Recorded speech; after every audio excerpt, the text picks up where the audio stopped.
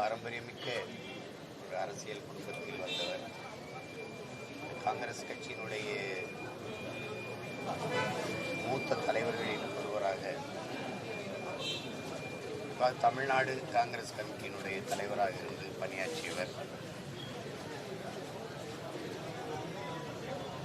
என்னுடைய அன்பிற்கினிய தம்பி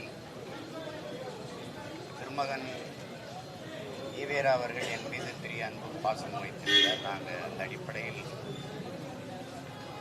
மிக நெருக்கமான அன்பு வைத்து மரியாதையும் அவர் ஐயா ஈவி.கே. சிதம்பரம் வைத்திருந்தேன்.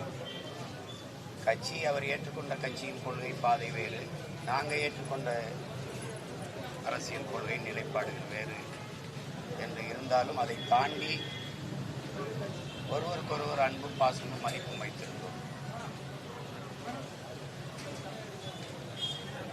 அவர் இழந்திருப்பது காங்கிரஸ் கட்சிக்கு ஒரு மிகப்பெரிய இழப்பு, அவருடைய குடும்பத்தாருக்கு மிகப்பெரிய இழப்பு. அவரை இழந்து வாடுகிற அவருடைய குடும்பத்தினர், உறவினர்கள், நண்பர்கள், காங்கிரஸ் கட்சியினுடைய தொண்டர்கள், சக தலைவர்கள் அனைவருக்கும் என்னுடைய ஆறுதல்.